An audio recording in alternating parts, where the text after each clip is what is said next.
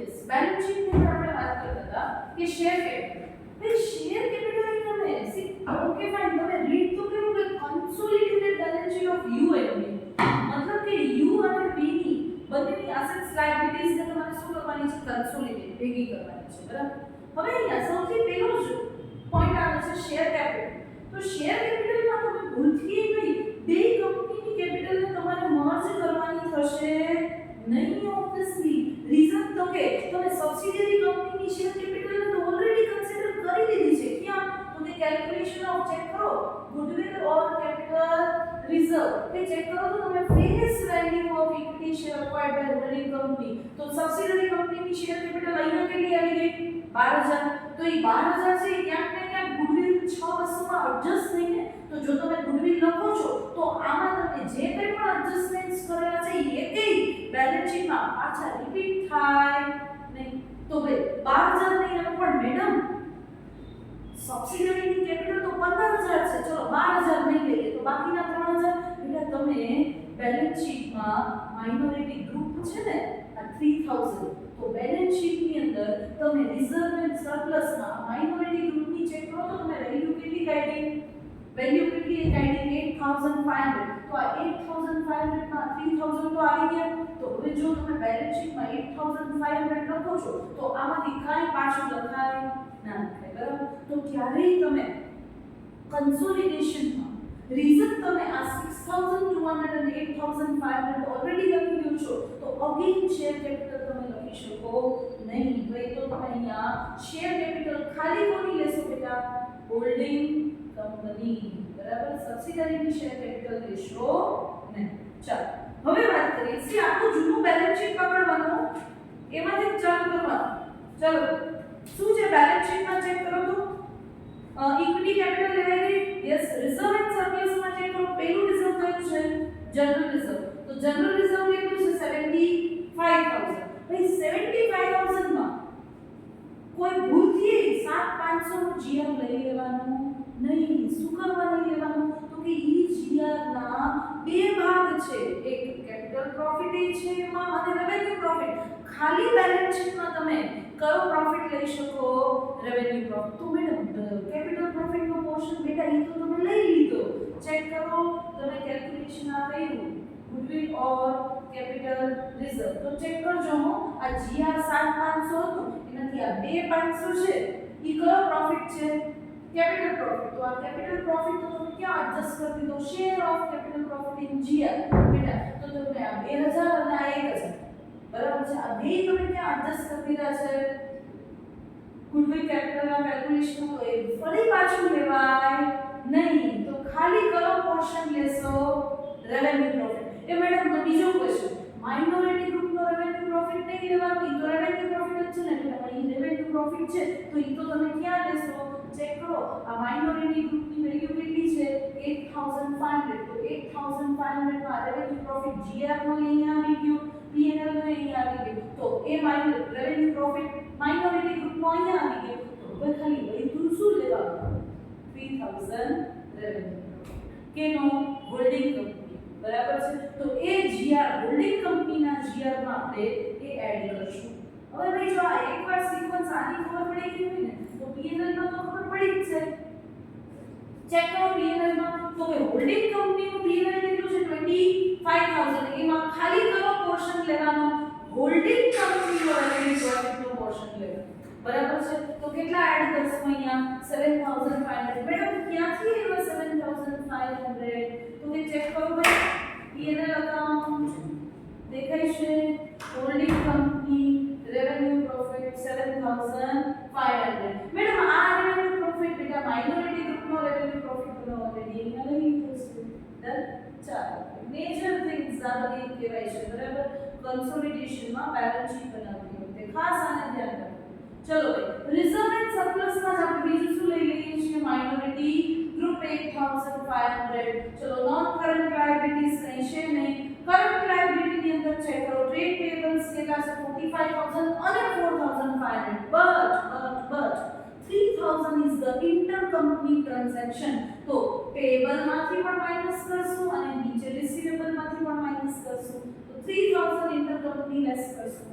bills payable total 5000 and 6000 પણ ઇન્ટરકમ્પની કેટલા છે 4000 તો એ કરશો again માઈનસ ચલો જોઈએ અસેટ સાઈડ અસેટ્સ ની અંદર ફિક્સ અસેટ કેટલી છે ભાઈ ખાલી હોલ્ડિંગ માં છે 140 તો લઈ લો 140 પ્લાન્ટ એન્ડ મશીનરી કેટલી છે 20 પ્લસ 8000 મીન્સ 28000 ભૂલાઈ નહીં શું ઇન્ટેન્જિબલ અસેટ માં ગુડવિલ 6200 જે આપણે હમણાં જ કેલ્ક્યુલેટ કરી મેં તમને કીધું ને કે આપણે રીઝન આ 6200 લઈએ છીએ એટલા માટે ન તો આપણે આ 12000 લેશું ન તો આ 3000 લેશું ન તો 8800 લેશું ન તો કોસ્ટ ઓફ ઇન્વેસ્ટમેન્ટ એટલે હમણાં અસેટ સાઈડ ઇન્વેસ્ટમેન્ટ આવશે ને તો એ 30000 નો ઇન્વેસ્ટમેન્ટ તમે અહીંયા એડજસ્ટ કરીને જ આ 600 લઈ ગયા છે બરાબર છે તો આ ઉપરની એક એક વસ્તુ રિપીટ થશે નહીં બેલેન્સ અધરવાઇઝ ટેલી નહીં થાય ચાલો તો ગુડવિલ હું અહીંયા લખીશ કેટલા 6200 બરાબર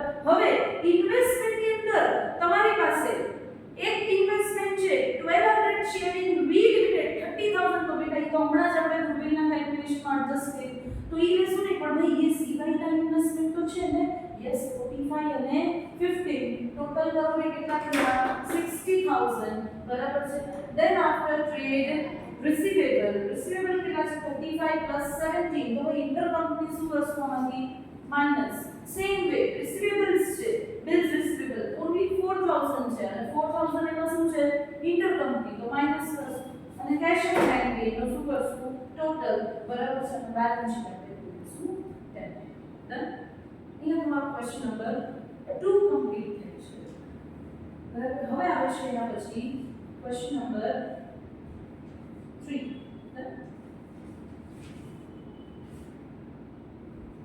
yes chalo question number 3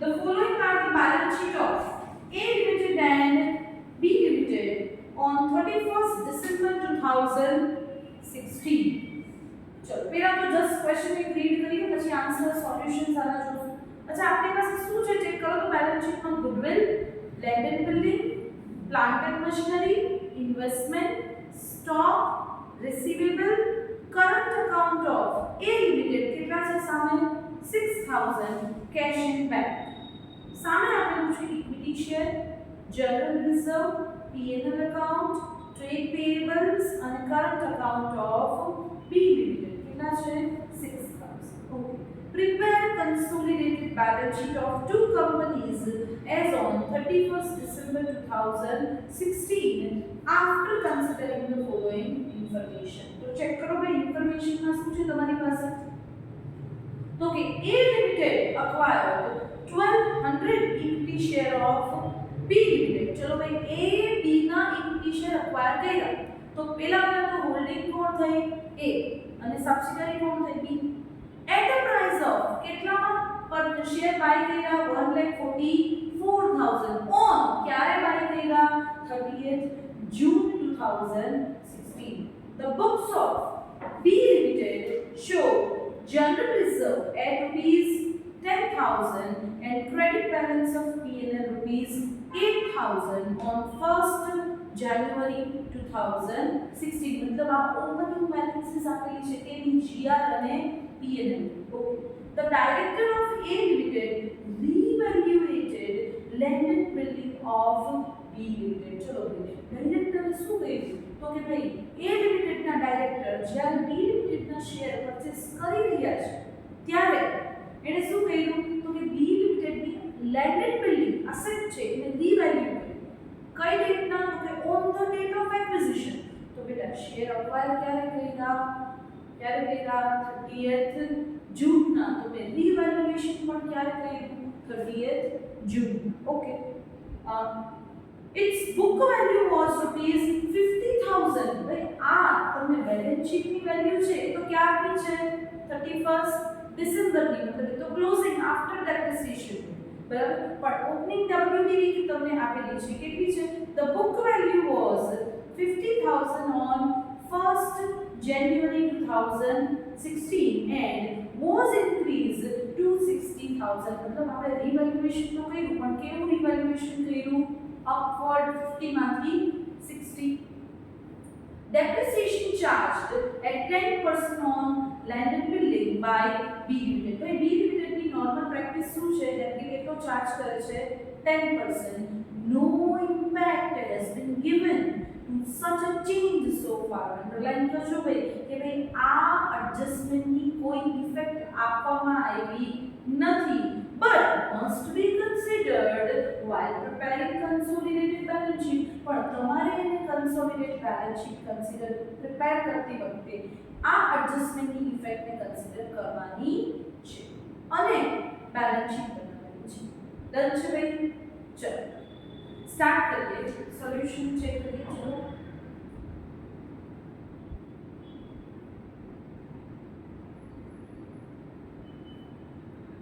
भाई steps આપણા એના જ રહેશે. No change in our steps. Step number 1, determine the holding company. કોણ છે હોલ્ડિંગ કંપની? A Limited. ચલો ભાઈ સબસિડિયરી કંપની કોણ છે? B Limited. બરાબર. ફાઇનાન્શિયલ યર ક્યાંથી ચેક કરવાનું? ફાઇનાન્શિયલ યર તો કે બેલેન્સ શીટના યર પરથી ચેક કરો. બેલેન્સ શીટનું યર કયું છે? 31 ડિસેમ્બરના એન્ડ થાય છે. એનો મતલબ સ્ટાર્ટ ક્યાં થતું હોય? From 1st January 16 to 31st December 16.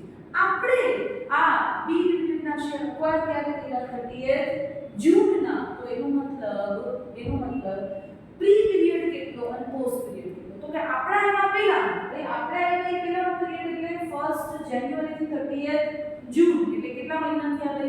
6 month. કયો પીરિયડ કહેવાશે ભાઈ? Pre period. અને બાકીના જે 6 મંથ છે બરાબર છે એ કેવા કહેવાશે? પોસ્ટ. ચાલો હવે ફાઇન્ડ કરીએ આપણો શેર. સબસિડિયરી કંપનીમાં કેટલા પર્સન્ટ છે? તો ભાઈ આપણે શેર અક્વાયર કેટલા કર્યા પહેલા તો ચેક કરો. ભાઈ કાં તો આ ઇન્ફોર્મેશન તમને બેલેન્સ શીટમાંથી મળે, ઇન્વેસ્ટમેન્ટ સાઇડથી મળે બરાબર, અને કાં તો તમને નીચે પેરેગ્રાફમાં મળે. આ સમની અંદર ઇન્ફોર્મેશન નીચે જ તમને આપેલી છે કે A Limited acquired 1200 shares of B.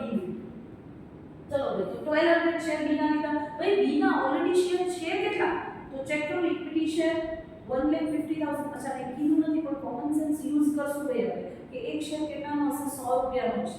કેમ કે જો તમે વિચાર 10 રૂપિયાનો શેર હોય તો 15,000 શેરમાંથી નહીં 1200 શેર લઈએ તો હોલ્ડિંગ કહેવાય નહીં બરાબર. તો 1500 માંથી 1200 આપણી પાસે હોય ને તો જ આપણે એની હોલ્ડિંગ થઈશું બરાબર.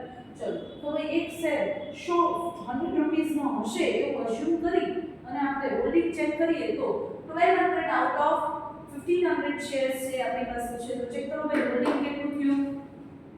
80%. ડન. ચલો નેક્સ્ટ માઇનોરિટી ગ્રુપનું હોલ્ડિંગ. ભાઈ આપણી પાસે 1500 માંથી 1200 શેર છે તો એનો મતલબ 300 શેર કોની પાસે હશે? માઇનોરિટી ગ્રુપ પાસે. અને માઇનોરિટી ગ્રુપ પાસે જો 300 છે તો 80% છે એ આપણા અને 20% એના થશે. ડન. ચલો નેક્સ્ટ જોઈએ. સ્ટેપ આપણા ફિક્સ છે બરાબર. સ્ટેપ ની અંદર હવે નેક્સ્ટ સ્ટેપ શું આવશે? તો કે કેપિટલ અને રેવન્યુ પ્રોફિટ નું શું કરો? બાયફર્કેશન. તો સૌથી પહેલા બેલેન્સ શીટમાં ચેક કરો શું છે તમારી પાસે? General reserve. ભાઈ આ બાયફર્કેશન કોનું કરવાનું છે? અગેન રિપીટ કરું છું. સબસિડિયરી કંપનીના જીઆર નું રીઝન એમાંથી આપણને ભાગ મળવાનો છે. હો ડન. તો ચેક કરો એનું જીઆર છે કેટલું? 25,000. પણ ભાઈ બધું આપણા એમાં પછી થોડું હતું કારણ કે જીઆર તો એવું છે જે આગલા વર્ષનું છે ભેગું કરેલું. તો ચેક કરો એ ક્યાંથી ખબર પડે? તો ઓપનિંગ જીઆર અને પીએનએલ બે બેલેન્સ આપેલું છે. તો ભાઈ ઓપનિંગ જીઆર કેટલી છે? 10,000. તો એ સાઈડ કરો બરાબર. જો 25 માંથી 20,000 છે એ ઓપનિંગ હોય તો રિમેઇનિંગ શું હોય? એડિશનલ ડ્યુરિંગ ધ યર હોય, આ વર્ષનું હોય બરાબર. ચલો તો પેલા 10,000 માંથી જે આપણને 80% મળે છે એમાં તો આપણો કોઈ હકીકત જોવા જાય તો હકત નો કહેવાય છે, કાઈ મળે છે બરાબર. તો આ આપણને કયો પ્રોફિટ કહેવાશે? કેપિટલ. અને આ કયો કહેવાશે? માઇનોરિટી ગ્રુપનો શેર બરાબર. કેટલા છે એનો? 2,000. ચલો હવે નેક્સ્ટ. ભાઈ ઇવન ડ્યુરિંગ ધેર એડિશન થયું ને 15,000. તો ભાઈ એ 15,000 માંથી જે આપણને શેર મળે છે ને એ પૂરેપૂરો શેર રેવન્યુ પ્રોફિટ ના કહેવાય. રીઝન આપણે વર્ષ ચાલુ થયું એના પહેલા દિવસથી આ કંપનીમાં નહોતા. આપણે તો ક્યારે આવ્યા ભાઈ? 30 છે. તો આપણા આવ્યા પહેલા જે પ્રોફિટનો પોર્શન અર્ન થયેલો હશે બેટા એ કેવો પ્રોફિટ કહેવાશે? Capital profit again done. તો ચેક કરો ભાઈ આ 15000 માંથી 6 મંથના 7500 અને અગેન 6 મંથના 7500. તો 7500 માં 80% આપણો ભાગ છે, 20% માઇનોરિટી ગ્રુપ છે, તો એ પ્રોફિટ જે છે કેવો કહેવાશે? Capital profit. બરાબર. અને ચેક કરો પોસ્ટ પિરિયડમાં જે આપણને ભાગ મળે છે, મતલબ આપણા પછીના પ્રોફિટનો આપણને ભાગ જે મળશે 80%, ઈ આપણા માટે કેવો પ્રોફિટ કહેવાશે? Revenue profit. અને આ જ પ્રોફિટ આપણે ક્યાં એડ કરશું? બેલેન્સ શીટમાં જીઆરની હોલ્ડિંગની જીઆરની બેલેન્સ સાથે સબસિડરીની આ બેલેન્સ આપણે એડ કરીશું. મેડમ તો બાકીની આ બધી બેલેન્સો ક્યાં એડજસ્ટ કરશું? Calculation of goodwill and capital reserve. ચલો આવી જ રીતના કેલ્ક્યુલેશન કરીએ કેનું? P&L. પણ ભાઈ P&L માં એક પ્રોબ્લેમ થશે. P&L માં શું આવ્યું છે ભાઈ? રીવેલ્યુએશન. બેટા રીવેલ્યુએશન કરો ને તો એની ઇફેક્ટ ડેપ્રિસિએશન ઉપર આવે, અને જો ડેપ્રિસિએશન ચેન્જ થાય તો P&L ચેન્જ થાય. સહી હશે?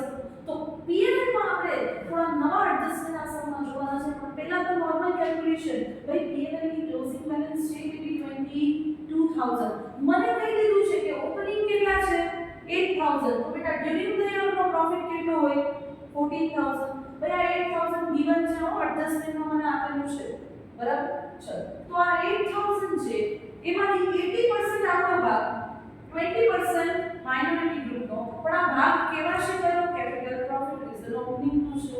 એવી જ રીતના ભાઈ એડિશન થયું 14000, પણ એમાંથી 7000 નો પ્રોફિટ આપણા એવા પહેલાનો છે. બરાબર. આપણા એમાં પહેલાનો પ્રોફિટ છે, તો એમાં તો કઈ રિવેલ્યુએશન હતું જ નહીં. રિવેલ્યુએશન ક્યારે કર્યું? જો કીધું છે on the date of acquisition. તો એનો મતલબ આપણા એમાં પહેલા તો કોઈ એસેટનું રિવેલ્યુએશન હતું જ નહીં. તો ચેક કરો કે પ્રોફિટ કેટલો? 7000. તો 7000 એઝ ઇટ ઇઝ. પણ 7000 માંથી 80% નો પોર્શન કેપિટલ પ્રોફિટ કેવો છે? ચલો અને 20% પ્રોફિટ કોનો? Minority group. વાર્તા આવે તમે રિવેલ્યુએશન ક્યારે કર્યું? તો કે તમે આવ્યા પછી. બરાબર. તો તમે ક્યારે આવ્યા? 30th જૂનના, મતલબ પોસ્ટ પિરિયડમાં. તો પોસ્ટ પિરિયડનો પ્રોફિટ ચેન્જ થાય. બરાબર. તો 7000 પ્રોફિટ તો છે, પણ આ 7000 profit as it is needed. Reason? તો કે તમે 50000 ની બુક વેલ્યુની જે એસેટ હતી એનું કેવું રિવેલ્યુએશન કર્યું? અપવર્ડ. તો બેટા તમે જો એસેટની વેલ્યુ ઇન્ક્રીઝ કરશો તો એના ઉપરનો ડેપ્રિસિએશન કેવો ચાર્જ થશે? વધારે. ડેપ્રિસિએશન વધશે તો ડેપ્રિસિએશન ઇઝ એન એક્સપેન્સ. તો તમે P&L માં એક્સપેન્સ વધારે ચાર્જ કરો તો બોલો પ્રોફિટ વધે કે ઘટે? બેટા P&L માં ડેબિટ સાઈડ ખર્ચા વધે તો પ્રોફિટ ઘટે. તો અહીંયા તમારે ઈ જે એડિશનલ ડેપ્રિસિએશન શું કરવો પડશે? માઈનસ કરવો પડશે. પણ પહેલા એડિશનલ ડેપ્રિસિએશન કેટલો? તો એનું કેલ્ક્યુલેશન કરીએ. ચલો કેલ્ક્યુલેશન કરો, સામે ચેક કરો.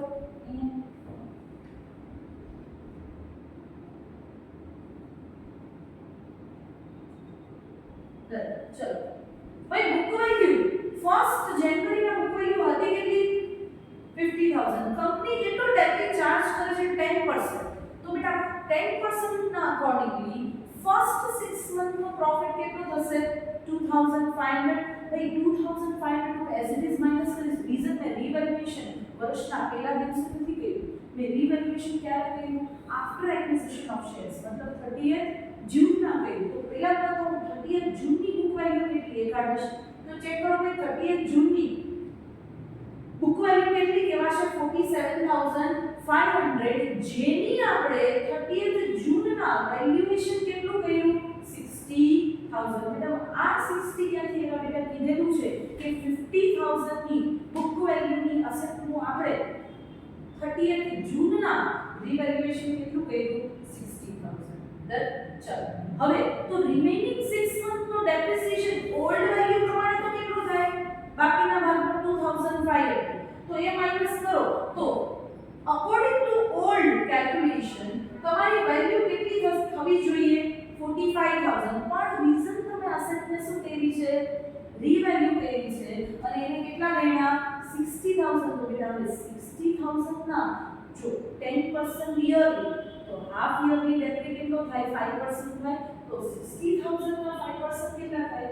3000. તો અકોર્ડિંગલી તમારી બુક વેલ્યુ આ રીવેલ્યુએશન પ્રમાણે બુક વેલ્યુ કેટલી થાય? 57000. તો પહેલા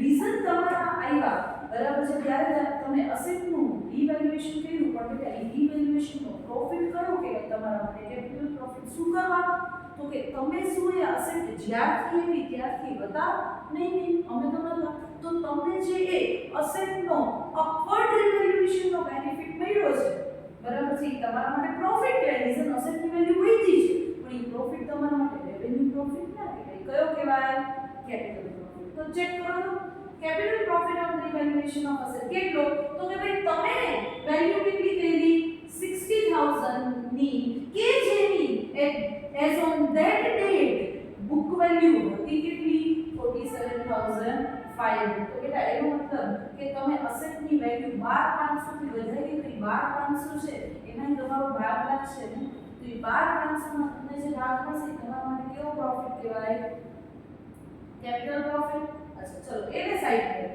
પર બરાબર છે કે આ ભાઈ 12500 છે ચેક કરો આ 12500 એમાંથી 80% તમને જે ભાગ મળશે 80% એટલે તમને કેટલા મળશે ભાઈ 10000 ઈ તમારા માટે કેવો પ્રોફિટ કહેવાશે કેપિટલ પ્રોફિટ ચલો ભાઈ ઈ તો સરસ સમજા ચલો કેપિટલ પ્રોફિટ અમે એડજસ્ટ કરશું જ્યારે ગુડવિલ કેપિટલ રિઝર્વ કેલ્ક્યુલેશન કરશું ત્યારે પણ ઈ પહેલા એડિશનલ ડેપ્રિસિએશન કેટલો થશે તો કે ભાઈ ચેક કરો તમે હમણાં જ जो बुक वैल्यू प्रमाणे डेप्ट कैलकुलेट કર્યો હોય તો કેટલો થાય 2500 બરાબર પણ રિવેલ્યુએશન ના કારણે ડેપ્ટ કેટલો થઈ ગયો 3500 શું થયો એડિશનલ ડેપ્રિસિએશન એટલે એડિશનલ ડેપ્ટ પીએનએલ ડેબિટ કરો તો બોલો પ્રોફિટ શું થાય રિડ્યુસ તો પ્રોફિટ ને તમારે ઘટાડવો પડશે પોસ્ટ પીરિયડ ના પ્રોફિટ બરાબર અને પ્રોફિટ 7000 ની કેટલો થઈ જશે 6500 હવે આ 6500 ને તમે ડિવાઇડ કરશો between holding and minority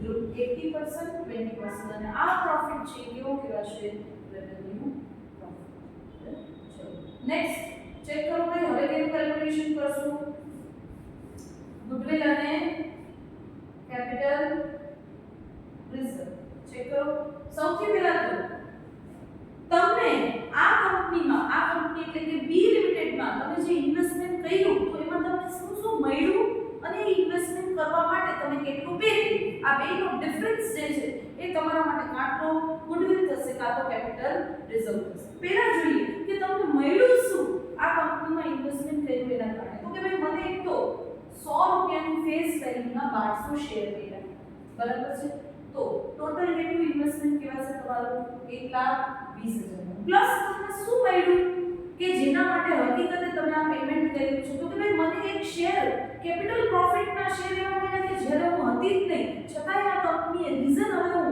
80% share holder થઈ ગયો અને દરેક વસ્તુમાં 80% જે પ્રોફિટનો પોર્શન આપ્યો છે પણ એ પ્રોફિટનો પોર્શન કેવો છે કે જે ટાઈમે હું આ કંપનીમાં as a holding company share hold નથી કરતી તો ચેક કરો ભાઈ share of capital profit in GR ભાઈ અહીંયાથી મળશે મને જીઆર માં મારો શેર કેપિટલ પ્રોફિટ નો શેર કેટલો તો ચેક કરો હું હોલ્ડિંગ કંપનીમાં મારો શેર કેટલો કેપિટલ પ્રોફિટ માં તો કેટલો આ 8000 અને હું જે એડિશનલ પ્રોફિટ છે એમાં પ્રી પીરિયડ નો પ્રોફિટ કેટલો 6000 તો 8000 અને 6000 આ કોનો ભાગ કહેવાશે હોલ્ડિંગ કંપનીનો તો ચેક કરો અહીંયા share of capital profit in GR કેટલા છે 8000 અને 6000 એટલે કે 14000 આવી જ રીતના મને એક ભાગ કેવો મળ્યો છે પીએનએલ માં પણ મળ્યો છે ચેક કરો કેપિટલ પ્રોફિટ નો પોર્શન ખાલી લેવાનું છે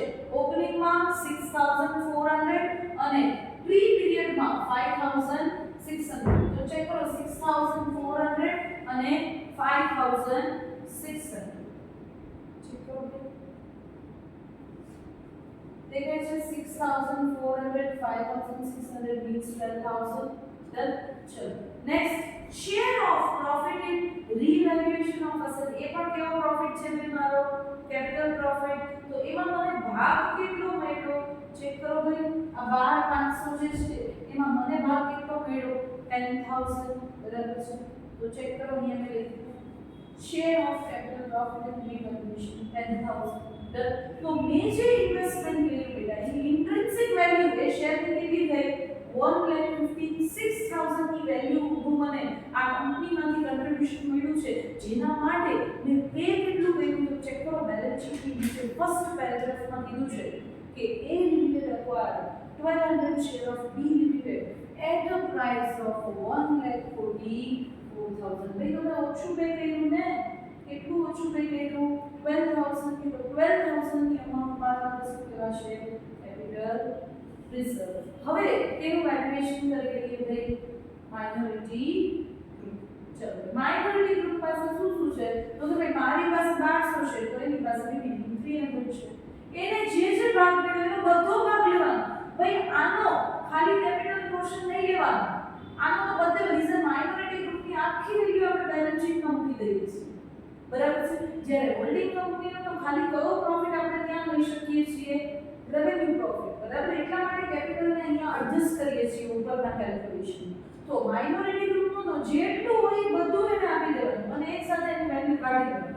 શું શું લેશું અહીંયા? તો કે ભાઈ એને GR માં જે કેપિટલ પ્રોફિટ મળ્યો હોય, એને P&L માં જે કેપિટલ પ્રોફિટ મળ્યો હોય, એને રેવન્યુ પ્રોફિટ GR માં મળ્યો હોય એ પણ લઈ લેશું, એને રેવન્યુ પ્રોફિટ P&L માં મળ્યો હોય એ પણ લઈ લેશું, અને રીવેલ્યુએશન માં એને જે ભાગ મળ્યો, બરાબર છે, એ પણ અહીંયા એડ કરી દઈશું. ક્લિયર થાય? તો એની ટોટલ વેલ્યુ કેટલી આવશે? 1,800. અને મેડમ આપણે વેલ્યુઝ લેશું ક્યાંથી? તો કે ભાઈ આપણે આ ચાર્ટ નથી અહીંયા, જેમ કે ભાઈ GR માંથી ચેક કરો માઇનોરિટી ગ્રુપ કેપિટલ પ્રોફિટ કેટલો મળ્યો? તો કે 2000 અને આ 1500. એટલે કેટલો લેશું? સામે ચેક કરતા જાઓ, કેટલો લેશું અહીંયા? ચેક કરો 3005. પછી P&L માં કેપિટલ પ્રોફિટ કેટલો મળ્યો? ચેક કરો એને P&L માં કેપિટલ પ્રોફિટ કેટલો મળ્યો? 1600 અને 1400, બરાબર. તો ચેક કરો અહીંયા 3000 લીધા છે, 1600 અને 1400, બરાબર. એને GR માં રેવન્યુ પ્રોફિટ કેટલો મળ્યો? તો ચેક કરો ઉપર GR માં એને રેવન્યુ પ્રોફિટ કેટલો છે? 1500. અને P&L માં ચેક કરો નીચે સાથે P&L માં રેવન્યુ પ્રોફિટ કેટલો છે? 1300. તો આ બે રેવન્યુ પ્રોફિટ 1500 અને 1300. ચેક કરો અહીં કરી દઈશું 1500 અને 1300. અને એક રીવેલ્યુએશન નો શેર, બરાબર. તો સામે ચેક કરો રીવેલ્યુએશન માં કેટલો શેર મળ્યો છે? ચેક કરો 2500. તો ચેક કરો 2000. ડન. હવે બધા જ કેલ્ક્યુલેશન ડન છે.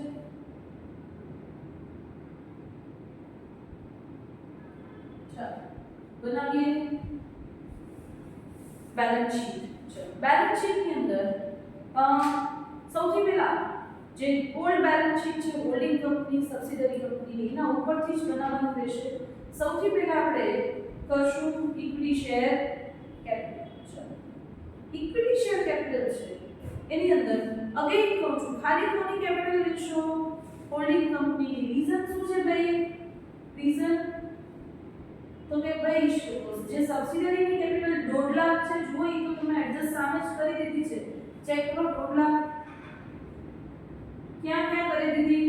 તો કે અહીંયા જે છે 1,50,000 છે એ શેર અક્વાયર કર્યા, એ 120 સબસિડરીના અહીંયા આવી ગયા અને 30,000 આવી ગયા માઇનોરિટી ગ્રુપમાં. તો બે મળીને કેટલા થઈ ગયા? 1,50,000. હવે જો તમે આ 12,000 અને આની માઇનોરિટી ગ્રુપની વેલ્યુ ઓલરેડી અહીંયા લખો છો તો તમારે આ પાછું લખાય નહીં. આમાં ઇવન કાંઈ પણ હોય પાછું ત્યાં જશે નહીં. ક્લિયર થાય છે? ડન. ચાલો તો ભાઈ ઇક્વિટી શેર કેપિટલ ખાલી કોની લેશું આપણે? 5 લાખ કેની લેશું? હોલ્ડિંગ. ચલો નેક્સ્ટ જનરલ રિઝર્વ. ભાઈ હવે મારે કેવું ના પડે, GR કેનું લેશું? હોલ્ડિંગ કંપની અને પ્લસ એમાં ખાલી કયો પોર્શન કરશું? સબસિડરી પાસેથી જે આપણને રેવન્યુ પ્રોફિટ મળ્યો છે તો ચેક કરો 1,20,000 લીધા.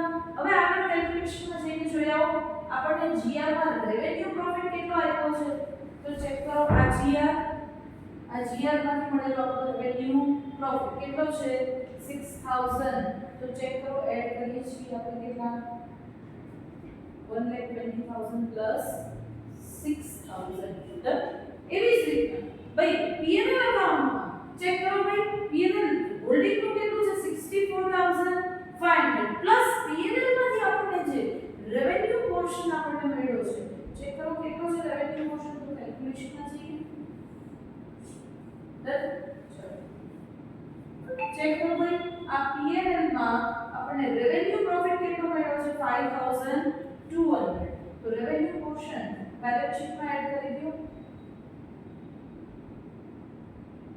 ચલો દેખાય છે 64500 પ્લસ 5002. ચલો નેક્સ્ટ શું છે, કઈ નથી પણ આપણી પાસે તો બહુ બધું છે ભાઈ, આપણે એક રિઝર્વ ભૂલશું નહીં. કયું રિઝર્વ? Capital reserve. ભાઈ આગલા સ્ટેપમાં ભૂલી હતી, અહીંયા કેપિટલ રિઝર્વ છે તો રિઝર્વ એન્ડ સરપ્લસમાં લખવું પડશે ને, 12000 ભૂલાય નહીં. ચલો સાથે સાથે હવે એના પછી શું લખશું? થર્ડ હેડિંગ કયું આવશે? Minority group. તો ભાઈ માઇનોરિટી ગ્રુપની તો આખી વેલ્યુ આપણે કેલ્ક્યુલેટ કરેલી છે, એ ઉપાડી લેશું નથી. કેટલા છે માઇનોરિટી ગ્રુપની વેલ્યુ? કેટલા છે? 41800. તો ચેક કરો સામે લખીને 41800. ચલો હવે આપણે કરીએ લાયબિલિટીઝ ની અંદર ટ્રેડ પેયેબલ કેટલા છે? 1,75,000 પ્લસ 40,000 બરાબર. ઇન્ટરકમ્પની કાંઈ છે નહીં તો લેવાની જરૂર નથી. હવે ઇન્ટરકમ્પની અહીંયા શું છે? કરંટ અકાઉન્ટ છે, એટલે એ સામ શું થઈ જશે? સી ચેક કરો, A ની બુક્સમાં B નું કરંટ અકાઉન્ટ છે, B ની બુક્સમાં A નું કરંટ અકાઉન્ટ છે, તો એ ઇન્ટરકમ્પની થશે અને સામ શું થઈ જશે? Cancel out. તો અહીંયા લાયબિલિટી સાઈડ આપણી કંપની. ડન. ચલો હવે અસેટ સાઈડ ચેક કરજો.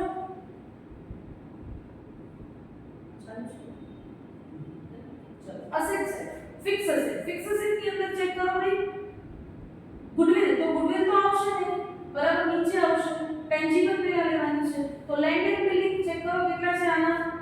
અચ્છા અહીં એક 12000 મૂળમાં લખવાના છે, 1,20,000 બરાબર. ચલો 1,20,000 પ્લસ લેન્ડ એન્ડ બિલ્ડિંગ માં ભૂલ કરવાની ને, રીઝન એનું તમે શું કર્યું છે? અપવર્ડ રીવેલ્યુએશન. તો રીવેલ્યુએશન માં તમે ક્લોઝિંગ WDV ચેક કરો ભાઈ કેટલી કાઢી છે? ક્લોઝિંગ WDV તો value as on 31st December 2016 તમે આની વેલ્યુ કેટલી કાઢી છે? 57,000. તો ભાઈ B નું જ્યારે લેન્ડ એન્ડ બિલ્ડિંગ ના આપણે વેલ્યુ અહીંયા મૂકશું ત્યારે કેટલી મૂકશું? 57,000 બરાબર છે. ચલો પ્લાન્ટ એન્ડ મશીનરીમાં કઈ છે નહીં તો એઝ ઇટ ઇઝ લખો 260 + 85 500 બરાબર છે. લખી નાખો અહીંયા જે આવે. નેક્સ્ટ ભાઈ હવે ભૂલશું નહીં, ગુડવિલ આવશે ઇન્ટેન્જિબલ એસેટ ની અંદર કેટલા છે? 1,22,000 તો એડ કરશું. ચલો નેક્સ્ટ ભાઈ ઇન્વેસ્ટમેન્ટ ની અંદર ભાઈ ખાસ જોવાનું, એવરી ટાઈમ જોવાનું. જરૂરી નથી કે બધું ઇન્વેસ્ટમેન્ટ છે એ તમે સબસિડરીમાં જ લઈ લો. ભાઈ તમારા બહારના પણ ઇન્વેસ્ટમેન્ટ હોઈ શકે. તો ચેક કરો ઉપર તમને ઇન્વેસ્ટમેન્ટની વેલ્યુ કેટલી આપેલી છે? 1,50,000. અને નીચે પેરેગ્રાફમાં તમને શું કીધેલું છે કે ભાઈ તમે બી લિમિટેડના શેરમાં ઇન્વેસ્ટમેન્ટ કર્યું કેટલા? 144. તો તમને ખબર છે આગલા સમય મેં કીધું કે ભાઈ 144 નહીં લખવાનું. 144 નહીં લખવાના એનું રીઝન શું છે? 144 નહીં લખવાના એનું રીઝન તો મેં તમને કહી દીધું કે રીઝન એ આપણે કેલ્ક્યુલેશન ઓફ ઉપર ગુડવિલ ઓર કેપિટલ રિઝર્વનું કેલ્ક્યુલેશન કર્યું છે અહીંયા ત્યાં કોસ્ટ ઓફ ઇન્વેસ્ટમેન્ટ 144 એડજસ્ટ કરી દીધા છે અને 12,000 જ લીધા છે. તો ભાઈ 12,000 લીધા હોય તો 12,000 તો આપણે ઓલરેડી અહીંયા કેપિટલ રિઝર્વમાં લખી દીધા. તો આ વેલ્યુ પાછી નહીં લખાય, પણ ભાઈ આના સિવાયનું ઇન્વેસ્ટમેન્ટ તો લખવું પડશે ને, તો એ ભૂલાય નહીં. તો ટોટલ ઇન્વેસ્ટમેન્ટ 150 નું એમાંથી હું 144 નહીં લઉં, પણ ભાઈ બાકીના 6,000 ના ઇન્વેસ્ટમેન્ટ તો આવશે ને. ડન. ચલો નેક્સ્ટ ચેક કરો. નેક્સ્ટ અસેટ સાઈડ શું છે? સ્ટોક. તો સ્ટોક 70 + 25 લખશું અહીંયા. Trade receivable 120 + 47,500. Current account of A limited નહીં લખીએ, રીઝન એ ઇન્ટરકમ્પની સામસામું છે અને કેશ એન્ડ બેંક છે 45,500 અને 6,000 બરાબર છે. ટોટલ ચેક કરી લેશું બે બાજુનું બરાબર. તો અહીંયા તમારી બેલેન્સ શીટ. ભાઈ કન્સોલિડેશન છે ને ટોટલી સ્ટેપ ઉપર ડિપેન્ડ કરે છે તમે સ્ટેપ્સ કેટલા પ્રોપરલી કમ્પ્લીટ કરો છો બરાબર. તો આના માટે ફર્ધર તમે દરેક સમની અંદર નાના એવા ટોપિક્સ છે કે કંઈક અધરવાઇઝ બેઝ આ છે બરાબર છે. તો ચેક કરજો, સ્ટેપ્સ કમ્પલસરી યાદ રાખજો, ફોલો કરજો એટલે બેલેન્સ શીટ એવી ડેફિનેટલી છે.